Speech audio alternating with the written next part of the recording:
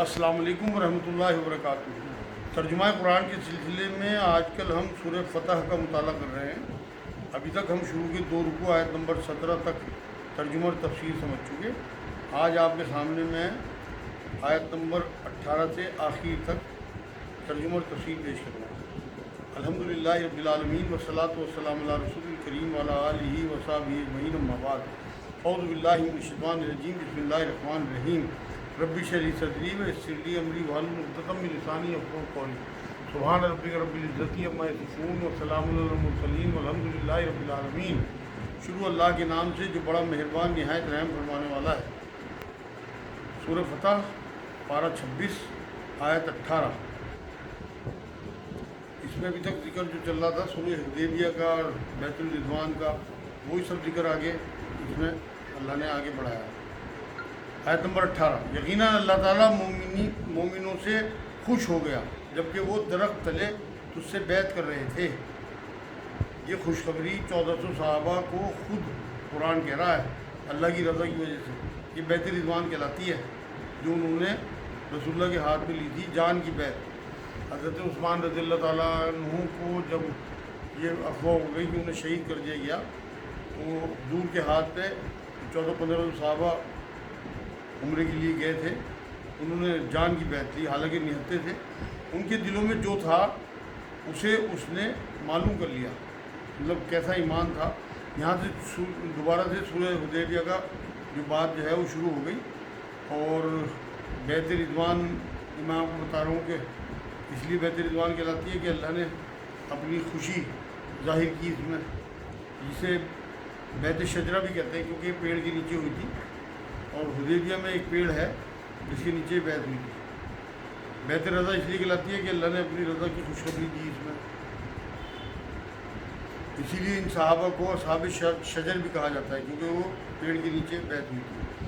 ان کے دلوں میں جو تھا اسے اس نے معلوم کر لیا، مطلب کیسا ایمان اور کیسی سچائی صحابہ کی تھی، ان کا خلوص سب اللہ کو معلوم ہو گیا، اور انہوں نے ثابت کر دیا اپنے عمل سے اور اپنی نیت سے، اور ان پر اطمینان نازل فرمایا اور انہیں قریب کی فتح عنایت فرمائی، مطلب سکونت۔ حالانکہ نہتے گئے تھے مگر نبی اکرم صلی اللہ علیہ وسلم کی قول پہ موت کی بیعت لی، موت کا ڈر اللہ نے ان کے دلوں سے نکال دیا، اور پھر نکال کے در وہ پھر سکون اور اطمینان ڈال دیا۔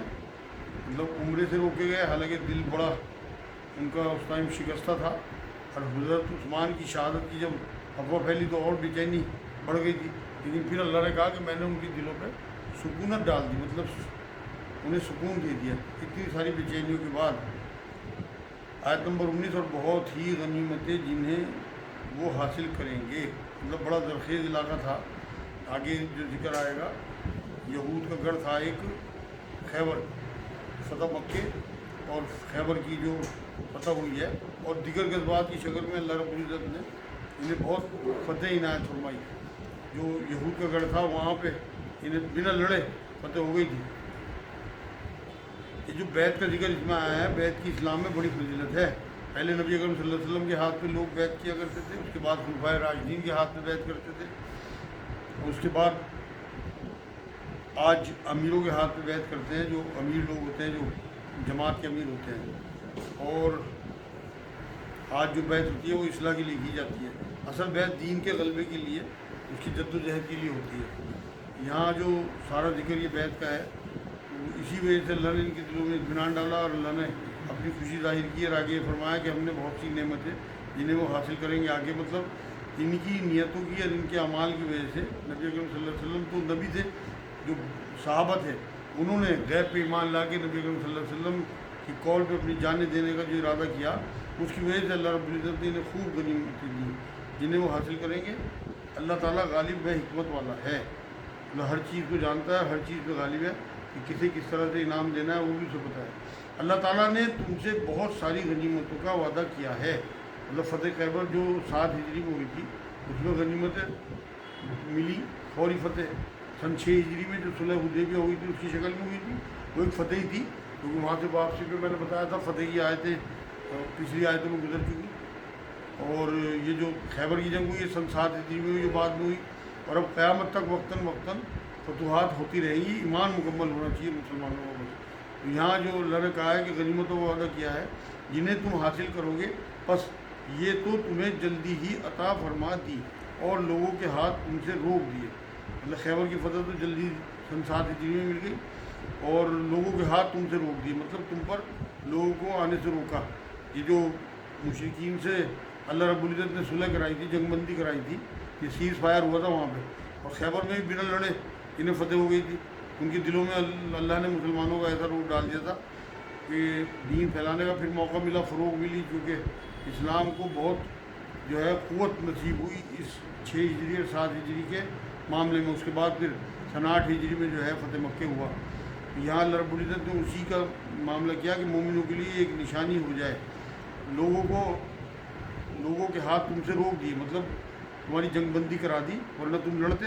ظاہر سی بات ہے فتح تو انہیں ہی ہوتی ہے مومنوں کی، مگر اللہ رب العزت کو حکمت کا پتہ تھا، آگے وہ بھی آیتیں آئیں گی کس وجہ سے اللہ نے روکا تھا وہاں جنگ سے، تاکہ مومنوں کے لیے یہ ایک نشانی ہو جائے، مطلب ہمیشہ کے لیے کہ دب کے صلح بھی کی جا سکتی ہے اگر حکمتاً کوئی معاملہ ہو، اور تاکہ وہ تمہیں سیدھی راہ چلائے، مطلب ہدایت اور استقامت دے۔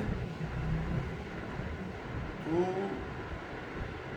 اللہ رب العزت کا مقصد جو تھا یہاں پہ سیز فائر کا، وہ یہی تھا کہ انہیں ٹائم مل جائے اور یہ دین کی دعوت دیں لوگوں میں اور لوگوں تک بات پہنچے ایمان کی، اور تمہیں اور غنیمتیں بھی تھے جن پر اب تک تم نے قابو نہیں پایا تھا، مطلب فتح مکہ اور آئندہ کی فتوحات جو ہے اس کے علم میں تھی اللہ رب العزت کے، کہ جو لوگ حاصل کریں گے آگے مومن لوگ، کیونکہ اللہ رب العزت کے کہے پہ چل رہے تھے۔ یہاں اللہ نے اسی بات کا ذکر کیا، اور تمہیں اور غنیمتیں بھی دے جن پر اب تک تم نے قابو نہیں پایا تھا، اللہ تعالیٰ نے انہیں اپنے قابو میں رکھا ہے، اللہ آگے کھولے گا راز، اس کے ہاتھ میں ہے ساری فتوحات، اور اللہ تعالیٰ ہر چیز پر قادر ہے، اللہ اپنی وعدوں کو پورا کرے گا۔ اللہ رب العزت وہ اپنے وعدے کبھی توڑتا نہیں۔ اور اگر تم سے کافر جنگ کرتے تو یقیناً پیٹھ دکھا کر بھاگتے، جو میں کہہ رہا ہوں کہ اگر جنگ ہوتی تو مسلمانوں کی جیت ہوتی، اگر یہ صلح نہ کرتے حدیبیہ میں جنگ لڑتے تو اور یہ چلے بھی جاتے جنگ کے لیے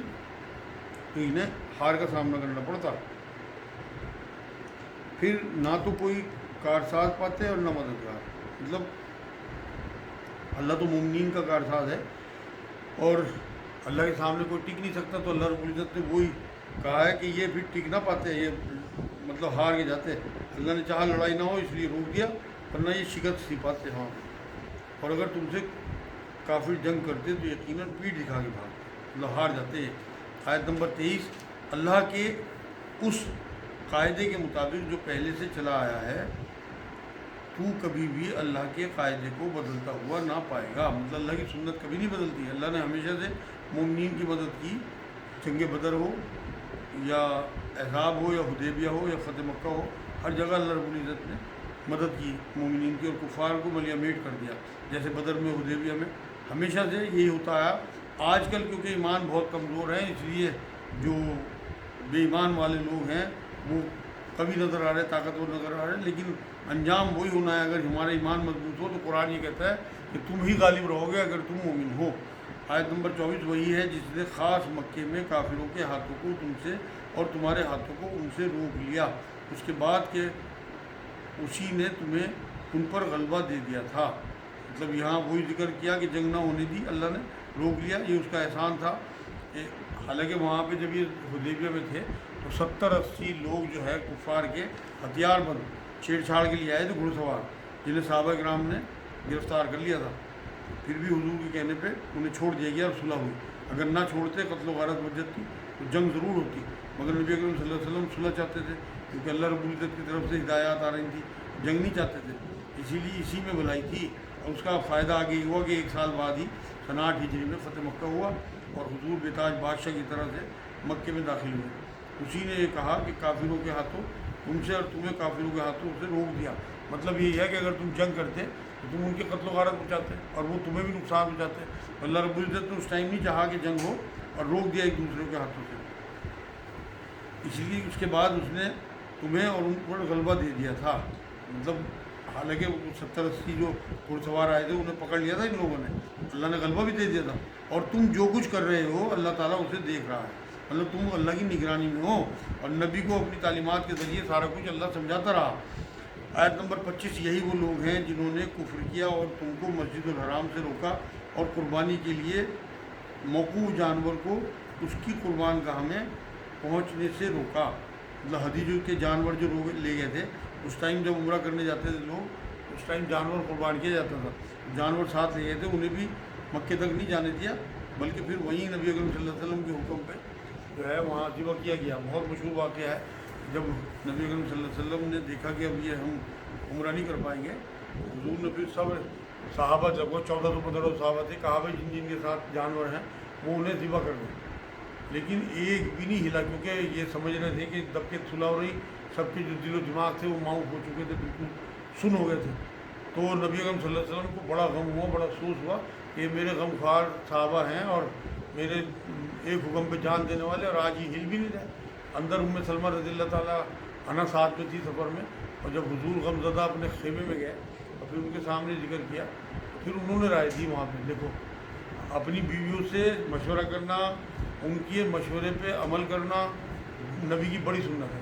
वहाँ हमारी माँ ने मशवरा दिया कि नबी अकरम सल्लल्लाहु अलैहि वसल्लम इनके दिमाग इस टाइम काम नहीं कर रहे, ये अफसोस में हैं, इनके जाम हो गए दिमाग, इसलिए आप अपना जानवर ज़िबा कर दें। आपको जानवर ज़िबा करते देख के सारे के सारे जानवर ज़िबा कर देंगे। और वही हुआ, जब नबी अकरम सल्लल्लाहु अलैहि वसल्लम ने अपना ऊँट जो है नहर किया, तो जितने भी सहाबा थे एकदम ऐसे हो गए जैसे बेहोशी से होश में आए। अभी सब ने अपने अपने जानवर नहर किए। इस बात को सारी उमर बकर सिद्दीक़ साहब अफसोस करते रहे कि मैंने पूरी ज़िंदगी हुजूर के हुक्म माने, लेकिन उस दिन मैं हुजूर का हुक्म नहीं मान पाया, मैं सुन नहीं पाया, बात को सही तरह समझ नहीं पाया। यहाँ अल्लाह रब्बुल इज़्ज़त ने वही बात कही कि यही वो लोग हैं जिन्होंने कुफ्र किया, तुम्हें मस्जिद हराम से रोका, कुर्बानी के लिए मौकूफ जानवर कुर्बान गाह तक नहीं जाने दिए, मतलब वहीं रोक दिए हदी के जानवर, फिर वहीं कुर्बान करने पड़े। और हुजूर को देख के तमाम सहाबा ने कुर्बान किए। तो इसलिए मैंने आपको ये बात बताई है कि अपनी बीवियों से मशवरा करना, उनकी बातों का एहतराम करना, अगर सही बात हो तो उसे मानना, ये नबी की बड़ी सुन्नतों में। एक माँ ने हमारी उस टाइम 1400-1500 सहाबा को दोज़ख में जाने से बचा लिया, और अगर उस टाइम ये मशवरा ना देती हुजूर को, और हुजूर अपना ऊँट ना ज़िबा करते, और ये हुक्म उदूली में अल्लाह के यहाँ गिने जाते, नबी के हुक्म का ना मानने का मतलब आपको अंदाज़ा नहीं है क्या है। उस टाइम वक्त का नबी सामने हो और वही आ रही हो उस पर, और सहाबा किराम देख रहे हों, उसके बाद भी अगर हुजूर का हुक्म ना मानते तो ये सब कहते इनकी आखिरत ख़राब हो गई दिमाग में। लेकिन एक औरत की वजह से, हमारी माँ की वजह से इन सब की आखिरत बची, जो बाद तक लोग एहसान मानते रहे उनका। और अगर ऐसी बहुत से मुसलमान मर्द और बहुत से मुसलमान औरतें ना होती जिनकी तुमको खबर न थी, ये है वो वजह जो अल्लाह ने रोकी थी, मतलब जंग और सुलह हुदैबिया कराई दब के। हालांकि सहाबा किराम बहुत परेशान थे कि हम दब के सुलह कर रहे हैं, कुफ़ार थे। यहाँ अल्लाह ने खोली इस बात को। और अगर ऐसा बहुत से मुसलमान मर्द और औरत माँ ना होती जिनको तुम ना खबर भी नहीं थी तुम्हें, मतलब पता नहीं कितने ऐसे मासूम मुसलमान थे जो हिजरत नहीं कर सके थे। अगर जंग होती तो मुसलमानों के हाथों ही बहुत से मुसलमान मारे जाते। ये वजह थी जंग ना होने देने की, अल्लाह की हिकमत, जिसे उस वक्त सहाबा किराम समझ नहीं पा रहे थे। मगर क्योंकि निगरानी अल्लाह की थी और हिदायत अल्लाह की थी नबी अकरम सल्लल्लाहु अलैहि वसल्लम पे वही के ज़रिए, अगर जंग होती तो फतेह भी होती, मगर काबे की हुर्मत पामाल होती। एक एक मोमिन की वैल्यू अल्लाह की नज़र में इतनी है कि उस फतेह को उस टाइम टाल दिया, बाद में फतेह दी। अगर ये हरम से बाहर निकल के आते तो उन्हें जंगी शिकस्त होती सारे काफिरों को। ये तो उसमें काबे की उसमें पनाह लिए हुए थे ना, और मुसलमानों के बीच नहीं आए। अगर ये मुसलमानों के बीच आ जाते तो ये सब के सब मारे जाते। यहाँ अल्लाह रब्बुल इज़्ज़त ने कहा कि तुम्हें खबर नहीं थी, इस वजह से मैंने उस टाइम जंग से रोका, यानी उनके पस जाने का एहतमाल ना होता, जिस पर उनकी वजह से तुमको भी बेखबरी में ज़रर पहुँचता। मतलब अगर तुम नादानी में, नाइल्मी में इनको मासूम लोगों को जो मोमिन थे उन्हें मार देते, शहीद कर देते, तुम्हारे हाथों हो जाते, तो तुम भी अल्लाह के यहाँ पकड़े जाते। तो अल्लाह रब्बुल इज़्ज़त ने कहा कि बेखबरी में ज़रर पहुँचता तुम्हें भी, मतलब तुमसे हिसाब किताब होता, फिर वहाँ पकड़ होती, इनके खून का जो है तुमसे किसास या बदला लिया जाता आखिरत में, तो तुम्हें लड़ने की इजाज़त दे दी जाती। अगर ये मामला ना होता तो अल्लाह तुम्हें इजाज़त दे देता और तुम्हारे से ये जंगबंदी ना कराता जो सीज़ फायर हुआ था। लेकिन ऐसा नहीं किया गया, मतलब तुम्हें इजाज़त नहीं दी गई लड़ने की, ताकि अल्लाह ताला अपनी रहमत में जिसको चाहे दाखिल करे।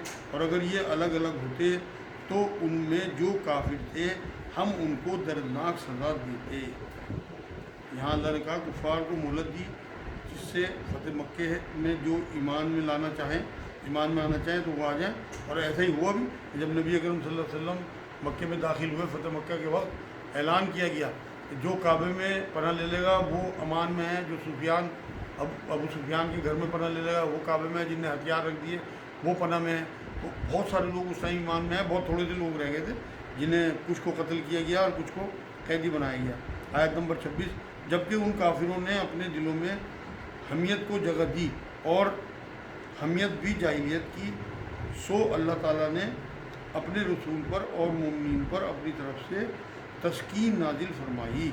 یہاں اللہ رب العزت نے کہا کہ یہ غرور اور جو ناک کا مسئلہ انہوں نے بنایا تھا کہ ہمارے باپ دادا کا یہ معاملہ ہے کہ ہم ہمیشہ سے کعبے کے متولی رہے، اور ایسا نہ ہو کہ ان کے آنے سے جو ہے وہ ہم نے اگر انہیں وہ کرنے دیا اس ٹائم عمرہ تو ہماری تو ناک ہی کٹ جائے گی، تو یہ تعصب کی وجہ سے انہوں نے عمرہ نہیں کرنے دیا۔ تو یہاں اللہ رب العزت نے یہی بات کہی، اور جب مومنوں کو اس بات کا مطلب بہت رنج اور غم ہوا کہ اس طرح ہمیں روک دیا گیا، تو تسکین نازل فرمائی اللہ رب العزت نے، اور اللہ تعالیٰ نے مسلمانوں کو تقوی کی بات پر جمائے رکھا۔ یہاں اللہ رب العزت نے کہا کہ ان کے دل اطمینان کر دیے، جو ان کی بے چینی تھی اسے دور کر دی، اور مسلمانوں پہ تقوی کی بات مطلب کلمے پہ یعنی کہ لا الہ الا اللہ محمد رسول اللہ پہ انہیں جمائے رکھا، جس کے مومن زیادہ حقدار تھے۔ تقوی، صبر اور تحمل سے لے کے اللہ رب العزت نے یہاں اس کا تقاضا، ورنہ صحابہ بھی ناک کا مسئلہ بنا کے مکے والوں سے جا کے لڑ بھی تھے، لیکن بہت زیادہ نقصان ہوتا دونوں طرف سے۔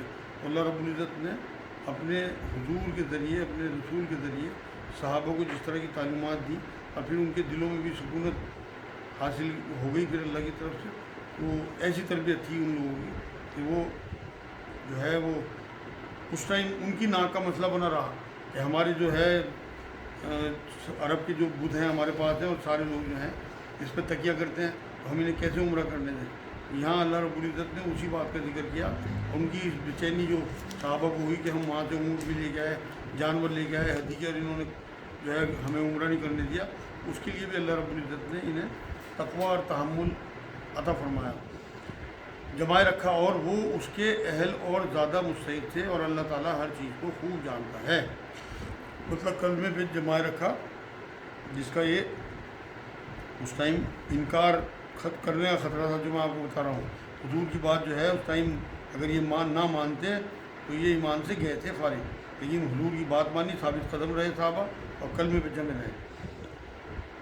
آیت نمبر 27، یقیناً اللہ تعالیٰ نے اپنے رسول کا خواب سچا کر دکھایا کہ انشاءاللہ تم یقیناً پورے امن و امان کے ساتھ مسجد الحرام میں داخل ہوگے، سر منڈواتے ہوئے اور سر کے بال کتراتے ہوئے، چین کے ساتھ، نڈر ہو کر۔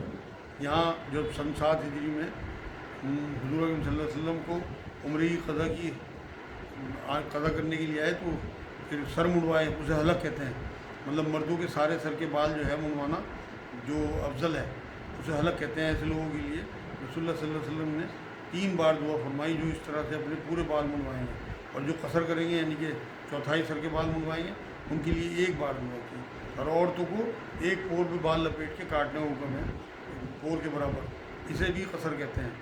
مطلب یہاں حج عمرے پہ جانے والے جو ہیں اس بات کو جانتے ہیں کہ وہاں حلق کرانا پڑتا ہے، تو حضور کی جو حکم ہے اسی طرح سے اگر حلق کرائیں تو زیادہ فضیلت کی بات ہے کہ آپ کی جو شان ہے، بال جو آپ کی مطلب پرسنالٹی کو نمایاں کرتے ہیں، اگر آپ اللہ کی راہ میں انہیں منڈوا دیتے ہیں تو وہ بہت بڑی بات ہے۔ میں نے تو الحمدللہ جتنے عمرے کیا آج تک ہر ایک میں بال ضرور منڈوائے، قصر نہیں کرایا بلکہ حلق کرایا، جو نبی کی بڑی سنت ہے، سر منڈواتے ہوئے اور سر کے بال کتراتے ہوئے۔ نبی اکرم صلی اللہ علیہ وسلم جو سن 6 ہجری میں خواب دیکھا تھا، اللہ نے کہا کہ میں نے اسے پورا کرایا کہ 14 صحابہ کے ساتھ حضور عمرے کو چلے، مگر کافروں نے مکے نہیں آنے دیا۔ تو نبی اکرم صلی اللہ علیہ وسلم جب صحابہ نے پوچھا حضور سے خواب کے بارے میں، تو نبی نے فرمایا کہ بھائی مجھے خواب میں بتایا گیا تھا کہ آپ عنقریب عمرہ کریں گے، یہ نہیں کہا گیا تھا کہ اسی سال، میں تو شوق میں چل دیا کہ اللہ پاک ہمیں عمرہ کرانے کی جو ہے بشارت دے رہا، کیونکہ نبی کے خواب سچے ہوتے ہیں۔ لیکن اللہ رب العزت نے جو خواب میں بات بتائی تھی وہ یہ کہا تھا کہ عنقریب آپ کو جو ہے وہ عمرہ मक्के में दाखिल कराएंगे। और उसे पूरा किया सन 7 हिजरी में अल्लाह रब्बुल इज़्ज़त ने, 1 साल वापस गए सन 6 हिजरी में, सन 7 हिजरी में वो उम्र की क़ज़ा की गई। वो उन उमूर को जानता है जिन्हें तुम नहीं जानते अल्लाह रब्बुल इज़्ज़त। बस उसने इससे पहले एक नज़दीक फ़तह तुम्हें मैसर की, मतलब खैबर की फ़तह, जिसमें बहुत ज़्यादा जो है उसमें सुलह हुदैबिया में दब की सुलह हुई, मगर 7 हिजरी में उम्रा कराया अल्लाह रब्बुल इज़्ज़त ने, फिर 8 हिजरी में जो है असल फ़तह मक्का हुई। इस बीच में खैबर की फ़तह जिसमें बहुत माल गनीमत मिला, मुसलमानों को बहुत फ़र्ब किया अल्लाह रब्बुल इज़्ज़त ने, उसका जिक्र है। वही है जिसने अपने रसूल को हिदायत और दीन हक़ के साथ भेजा ताकि उसे हर दीन पर गालिब करे। मतलब कुरान और दीन हक़ इस्लाम दे के भेजा और हक़ और बातिल में फ़र्क करने के लिए। ये सिर्फ कुरान जो है पढ़ने, छापने, कसम खाने, सवाब कमाने के लिए नहीं है, बल्कि अल्लाह की ज़मीन पे अल्लाह का कानून लागू कराना आया। यही असल मिशन है रसूल पाक सल्लल्लाहु अलैहि वसल्लम का, अल्लाह के दीन का गलबा। ये आयत सूरह बकरा आयत 33 में भी ये बात आई थी, सूरह सफ आयत 9 में भी आगे आने वाली है। तो कुरान की तिलावत जो है वो नफिल है, लेकिन कुरान में गौर व फिक्र और उसे समझना जो है वो फ़र्ज़ है। तो इसलिए आप लोग ये बात समझ लें कि कुरान की जो आयतों की तिलावत है वो नफिल इबादत है, वो भी छोड़नी नहीं है, क्योंकि हुजूर ने फरमाया अलिफ लाम मीम अलग अलग लफ्ज़ है, हर एक पे एक नेकी है। मैं तिलावत को मना कभी नहीं करता, मगर आप लोग ये समझ लें कि अगर कुरान में गौर व फिक्र आप नहीं कर रहे तो आप एक फ़र्ज़ को छोड़ लें, एक वाजिब को छोड़ लें। यहाँ अल्लाह रब्बुल इज़्ज़त ने उसी बात का जिक्र किया कि अल्लाह ने अब हिदायत दे के भेजा दीन हक़ के साथ, ताकि हर दीन पे गालिब हो जाए, मतलब इसे गालिब कर दे दीन को। और ये हुआ भी सन 8 हिजरी में जब फ़तह मक्का हो गई। आगे फरमाया अल्लाह ताला काफ़ी गवाही देने वाला है, गालिब करे, और अल्लाह ताला काफ़ी है गवाही देने वाला, मतलब हिमायत करने वाला, अल्लाह मददगार है और वही सब वो गवाही देने वाला तुम्हारे ईमान की काफ़ी है। मोहम्मद सल्लल्लाहु अलैहि वसल्लम अल्लाह के रसूल हैं। यहाँ मोहम्मद सल्लल्लाहु अलैहि वसल्लम का नाम दोबारा से आया कुरान में। और जो लोग उनके साथ हैं काफिरों पर सख्त है, आपस में रहम दिल हैं। यहाँ अल्लाह रब्बुल इज़्ज़त ने खुद गवाही दी कि इसका जो ख़ास पस मंज़र है ना इस आयत का, सुलह हुदैबिया में सुलह में जब नाम लिखा जाना था तो सबसे ऊपर लिखा गया मोहम्मद रसूलुल्लाह, मतलब उससे शुरू किया गया। कुरैश ने इतराज़ किया कि अगर हम इन्हें मोहम्मद रसूल मान लें झगड़े ख़त्म हो जाए। हुज़ूर अकरम सल्लल्लाहु अलैहि वसल्लम तो पढ़े लिखे नहीं थे इस तरह से, तो अल्लाह के पढ़ाए हुए थे, तो उन्होंने हज़रत अली से कहा कि भाई ये मोहम्मद रसूलुल्लाह मिटा दो। तो हज़रत किसी भी कीमत पर तैयार नहीं हुए हज़रत अली, मैं तो ईमान वाला आदमी, मैं तो आपको रसूल मानता हूँ, मैं तो। फिर हुज़ूर ने मालूम करके ख़ुद अपने हाथ से मिटाया था। तो यहाँ उसका पस मंज़र यही है कि अल्लाह रब्बुल इज़्ज़त ने कहा मोहम्मद अल्लाह के रसूल हैं, मतलब ये माने या ना माने, मुशरिक माने या ना माने, मगर अल्लाह तो कह रहा है कि मैं मानता हूँ, मुझे जानता हूँ कि तुम सच्चे रसूल हो, मुझे मालूम है कि आप सच्चे रसूल हैं। ये अल्लाह रब्बुल इज़्ज़त ने कुरान में गवाही दी इस बात की, और सहाबा किराम की इस तरह से तौक़ीर की कि ये जो सहाबा हैं ये आपस में एक दूसरे पे जो है रहम दिल हैं और काफिरों पे सख्त हैं, उन कुफ़ार पे जो दीन के ख़िलाफ़ साजिशें करें, ऐसे लोगों पे। क्योंकि सूरह मुम्तहन में अल्लाह रब्बुल इज़्ज़त ने फरमाया जो कुफ़ार तुमसे ना लड़ें उन पे जो है नरमी और उनसे ताल्लुक़ रखने में कोई हरज नहीं है, लेकिन जो तुम्हें घरों से निकालें और जो तुम्हारे से लड़ें उनसे जो है तुम्हें भी लड़ाई करनी है। सहाबा सख्त थे, चट्टान की तरह सख्त थे, इनके ऊपर कितने ही जुल्म ढाए गए मजबूत रहे, कोई जो है वो कंप्रोमाइज़ उन्होंने नहीं किया और शदीद थे कुफ़ार पे, लड़ने के लिए तैयार हर वक्त उन्हें ख़त्म करने के लिए, लेकिन ऐसे लोगों पे जो इनसे लड़ते थे। तो आज भी मैं आपको बता दूं बहुत सारे हमारे मुल्क में जो हमारे भाई हैं हिंदू भाई, बहुत थोड़े लोग हैं जो शर फैलाने वाले हैं, ज़्यादा लोग जो हैं वो अमन पसंद है, वो नहीं चाहते कि इस तरह के झगड़े हों। तो हमें उन लोगों से कोई तासुब या कोई दुश्मनी नहीं करनी, बल्कि हमें जो हमसे दुश्मनियाँ कर रहे हैं उनके लिए भी हिदायत की दुआ करनी है। नबी के बारे में बात आती है सल्लल्लाहु अलैहि वसल्लम कि 70 बार दुआएं करते थे, पास जाते थे लोगों को दीन की दावत देने के लिए, और अपने दुश्मनों के लिए भी दुआएं करते थे। तो आप भी हिदायत की दुआ करें। आप यकीन करें मैंने कभी किसी के नेस्तनाबूत या ख़त्म होने की दुआ नहीं, बद्दुआ नहीं की, क्योंकि मेरे नबी ने कभी नहीं की। मैं हमेशा हिदायत की दुआ करता हूँ इन लोगों, क्योंकि ये भी हमारे आदम अलैहिस्सलाम पे अगर आप चले जाओ तो सब हमारे बहन भाई हैं। गुमराही में अगर कोई गलत काम कर रहा आपका बच्चा भी, तो आप उसके लिए दुआएं करते हो, ये नहीं कि उसे काट के फेंक देते हो अपने घर से। इसलिए इन लोगों के लिए भी आप दुआ किया करें। यहाँ अल्लाह रब्बुल इज़्ज़त ने वही कहे आपस में रहम दिल हैं, मतलब एक दूसरे के लिए ईमान की बुनियाद पे सब सहाबा जो थे वो भाई भाई थे, आपस में गमख्वार थे एक दूसरे के और एक दूसरे के काम आते थे। ये तक हुआ कि नबी अकरम सल्लल्लाहु अलैहि वसल्लम जब मदीने पहुँचे हैं तो अंसार और मुहाजिर सहाबा के जोड़े बना दिए, और ऐसा भी हुआ कि उन्होंने किसी के 2 बीवी हुई तो एक को तलाक दे के और इनसे जो मुहाजिर सहाबा थे इनसे निकाह करा दिया, अपने माल बांटे, अपने घर बांटे। हदीस पाक में भी मोमिन की मिसाल अल्लाह ने जिस्म की तरह दी, दीवार की तरह, जैसे एक ईंट दूसरी ईंट को तकवीत देती है, और जिस्म की तरह भी मिसाल दी कि जैसे कहीं कांटा चुभे एक हिस्से में वो तकलीफ महसूस करता है तो पूरे जिस्म को तकलीफ होती है। तो मोमिन की शान यही है कि अल्लाह रब्बुल इज़्ज़त ने मोमिन में एक दूसरे के लिए इस तरह की हमदर्दी और मोहब्बत डाल दी। ये सहाबा इकराम के बारे में अज़मत वाला बयान है, उनकी अज़मतें बयान हुई हैं।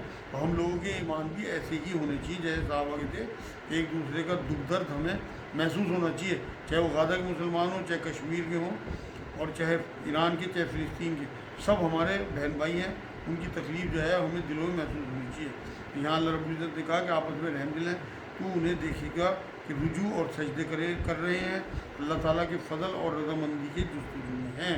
मतलब ये ऐसा फ़ज़ल था, ऐसी रज़ा थी उनकी पहचान कि उनकी पहचान सजदों से रुकू से होती थी सहाबा इकराम की। ये दिन में घोड़ों की पीठों पर रहते थे और रात में मुसल्लों पर रहते थे, अल्लाह के आगे गिड़गिड़ाते थे अपनी फतवाहत के लिए। यही नबी अकरम सल्लल्लाहु अलैहि वसल्लम का मामला था और यही सहाबा किराम का मामला था कि अल्लाह ताला के फ़ज़ल और रज़ामंदी की जुस्तजू में, मतलब अल्लाह की रज़ामंदी हासिल करना चाहते थे। अब हम देखेंगे हम कितनी ज़िंदगी अल्लाह की रज़ामंदी हासिल करने के लिए गुजार रहे और कितनी अपनी ऐशपरस्ती के लिए। उनका निशान उनके चेहरे सजदों के असरात से है, मतलब माथे पे निशानात जो हैं कोई भी किसके बना सकता है, मगर चेहरे पे जो नूरानियत थी और इज़्ज़ और इनकिसारी थी जो टपकती थी सहाबा इकराम के, वो अल्लाह रब्बुल इज़्ज़त ने यहाँ ज़िक्र किया। इनके जो सजदे जो हैं उसका असर इनके चेहरे पे नज़र आता था। उसकी मिसाल अल्लाह ने आगे फरमाया कि इनके निशान के चेहरों पर सजदों के असर से थे, मतलब उनके इतनी नूरानियत थी, उनके चेहरों पर रूहानियत थी। उनकी यही मिसाल तौरात में भी बयान हुई है और उनकी मिसाल इंजील में भी है। मतलब इन लोगों की, ऐसे लोगों की जो सहाबा थे, माथे पे जो निशान थे ना, मासूमियत जो नज़र आती थी, उससे पता लगता था। नबी अकरम सल्लल्लाहु अलैहि वसल्लम ने एक बार ये बात फरमाई कि मैं अपने उम्मतियों को वज़ू के निशानात से पहचानूँगा, हौज़ कौसर जहाँ पे हौज़ कौसर पिलाऊँगा वहाँ जब मेरे उम्मती आएंगे तो मैं उन्हें पहचान लूँगा उनके वज़ू के निशानों से। तो इसलिए हमारे जो अगर नमाज़ें सही हैं और हम वाकई दीन पे हैं तो हमारे चेहरे पे ऐसी नूरानियत होगी कि नबी अकरम सल्लल्लाहु अलैहि वसल्लम खुद बढ़ के कह देंगे इनसे क्या पूछ रहे, मैं खुद कहता हूँ कि ये मेरी उम्मती हैं। और उनकी मिसाल इंजील में भी है, मिसाल उस खुद खेती के जिसने अपना अनूख को निकाला हो, मतलब ये जो काश्तकार जो है बीज निकलता है जब बोते हैं उसे कहा गया यहाँ पे। तो उनकी मिसाल ऐसी है कि काश्तकार नबी अकरम सल्लल्लाहु अलैहि वसल्लम जो हैं उन्होंने खेत में बीज ईमान का बोया, उसके बाद जो सहाबा इकराम की शक्ल में फसल उगली है अल्लाह रब्बुल इज़्ज़त ने उठाई है, उसका जिक्र है कि यहाँ जिसने अपना अनोखा निकाला फिर उसे मजबूत किया, मतलब तना बना दिया और वो मोटा हो गया, मतलब पेड़ बन गया, फिर अपने तने पर सीधा खड़ा हो गया। ये एक काश्तकार की कैसी खुशी होती है जब उसकी फसल जो है इस तरह लहलहाती है। तो नबी अकरम सल्लल्लाहु अलैहि वसल्लम अपने सहाबा को देख के इसी तरह खुश होते थे और किसानों को खुश करने लगा, मतलब जो उसकी फसल की है, जो पेड़ मजबूत हुए हैं वो किसानों को खुश करते हैं उसकी फसलें, ताकि उनकी वजह से काफिरों को चिढ़ाए। अल्लाह रब्बुल इज़्ज़त ने सहाबा को इस्लाम का गलबा देख के काफिरों को गुस्सा आता था, जलते थे। अम्बिया के बाद अजीम तरीन जमात जो है वो सहाबा की है, जिनकी सिफात यहाँ बयान हुई हैं। अब भी अगर कोई सहाबा पर इल्ज़ाम लगाए और गालियाँ दे तो अपने ईमान की खैर बनाए। अल्लाह और नबी अकरम सल्लल्लाहु अलैहि वसल्लम और सहाबा पे जो है वो रहमत फरमाए अल्लाह पाक, और हमें उनके पीछे चलाए सहाबा किराम के। तो यहाँ जो अल्लाह रब्बुल इज़्ज़त ने मिसालें दी हैं कि जो नबी अकरम सल्लल्लाहु अलैहि वसल्लम का गुलिस्तान था, ये बहुत से पेड़ मजबूत खड़े थे, इन्हें देख के हुजूर किसान की तरह खुश होते थे। ये आज अल्हम्दुलिल्लाह अल्लाह की तौफीक से सूरत फतह जो है पूरी हो गया, आयत नंबर 29।